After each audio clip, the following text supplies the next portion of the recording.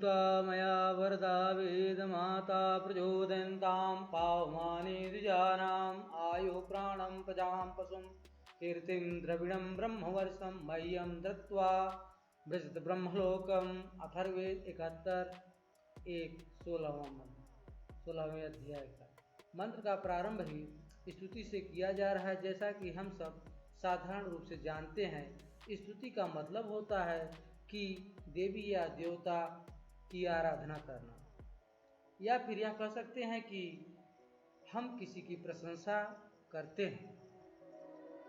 और ऐसा ही अक्सर लोग समझते हैं। यहाँ पर मंत्र में स्तुति का मतलब ऐसा नहीं है।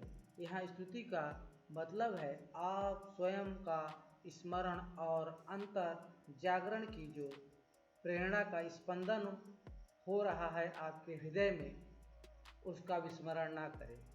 अपने अंतरात्मा की ज्योति को जलने दें और उसके प्रकाश को अपने जीवन में प्रथम स्थान दें, क्योंकि इसके द्वारा ही आपको बहुत बड़ा अकल्पनीय जो अभी तक लगभग मानव जात के लिए जो दुर्लभ ऐश्वर्य है और संपदा है, वह आपके हिस्से में आ सकती है और जिसका आप उपभोग कर सकते हैं। यह एक संभावना है। यह आपके अंदर की उस अद्वितीय सामर्थ्य को जगाने के लिए प्रेरणा की तरफ इंगित किया जा रहा है। इसी की प्रसन्नता से ही आपकी सभी जो दुर्लभ और अकल्पनीय कामना है वह सिद्ध हो सकती है, क्योंकि यह आपके ज्ञान की जननी और आपकी माँ है। यहाँ इस बात पर आपको विशेष ध्यान देना होगा। जननी और माँ एक अर्थ को प्रकट करते हैं। यहाँ आपकी भौतिक शरीर को जन्म देने वाली माँ की बात नहीं हो रही है, क्योंकि भौतिक शरीर को जन्म देने के लिए एक स्त्री पुरुष को आपस में मिलकर संभोग की क्रिया को संपन्न करना पड़ता है, जिससे एक नए पुत्र या पुत्री का जन्म होता है। यहाँ पर इस स्त्री पुरुष के द्वारा किसी आत्मा का जन्म नहीं होता है, क्योंकि आत्मा का ना कभी जन्म होता है और ना ही उसकी कभी मृत्यु होती है। यह जगत विदित सिद्धांत है।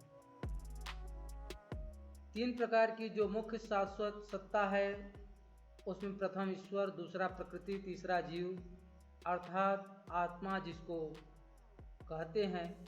यहाँ पर जो सबसे बड़ी अज्ञानता जो आपकी भौतिक शरीर के साथ जो आपके माता पिता के द्वारा मिलता है उपहार में, उसी को आप अपना सब कुछ समझते हैं, अर्थात शरीर, मन और इंद्रियां, जबकि यह सार्वभौमिक ज्ञान नहीं है।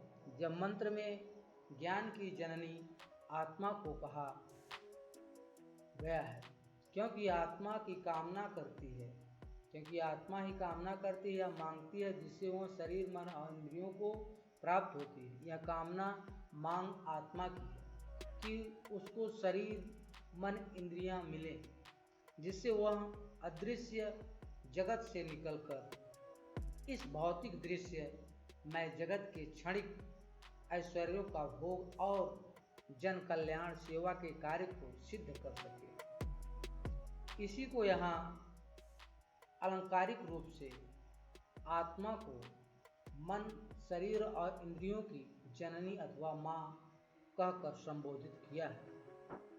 बिना इस शरीर, मन और इंद्रियों के आत्मा परमेश्वर के साथ मुक्त अवस्था में रहकर केवल परमेश्वर के आनंद का उपभोग ही करती है। लेकिन जब उसका मुक्ति अथवा परमानंद का समय समाप्त हो जाता है, तो वह फिर अपने आप को मुक्ति के आनंद के उपभोग के योग्य बनाने के लिए ही इस शरीर, मन, इंद्रियों को अपनी स्वेच्छा से जन्म देता है। सर्वप्रथम आत्मा को शरीर धारण करने के लिए किसी माता पिता की आवश्यकता नहीं पड़ती है। इस संसार को निरंतर चलाए रखने के लिए संभोग के कार्य को करना पड़ता है,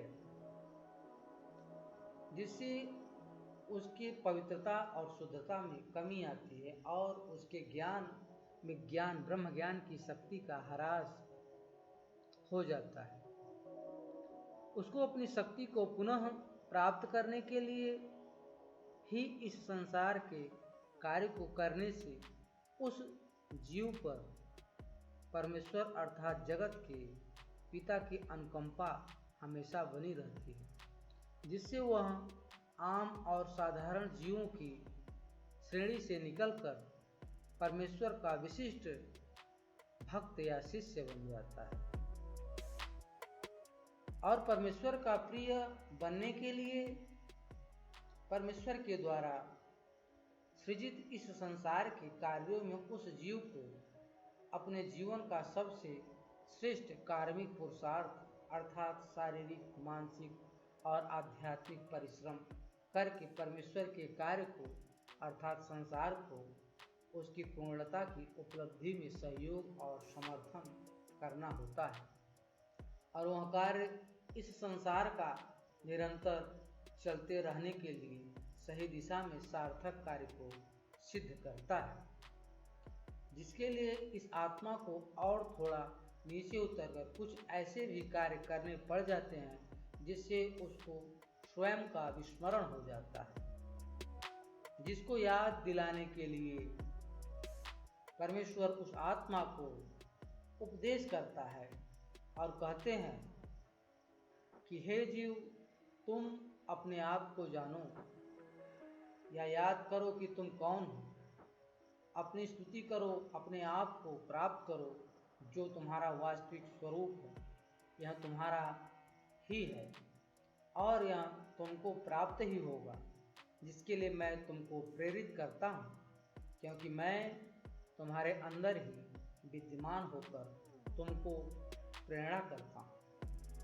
उसके लिए तुम्हें चेष्टाशील सतर्क होना होगा। इस माध्यम से एक बार तुम फिर से द्विज अर्थात तुम्हारा दोबारा जन्म हो जाएगा। इसके साथ ही तुम्हारे पास पर्याप्त मात्रा में आयु, प्राण, पशु, कीर्ति, धन, ब्रह्म ज्ञान जो तुमसे तुम्हारे सामर्थ्य से बाहर है वह फिर से तुम्हें प्राप्त हो जाएगा। मेरे द्वारा तुमको फिर से ब्रह्मलोक में मेरे साथ रहने का अवसर प्राप्त होगा, अर्थात मुक्ति इस शरीर रूपी संसार से निकलकर मुझको सिद्ध कर पाओगे।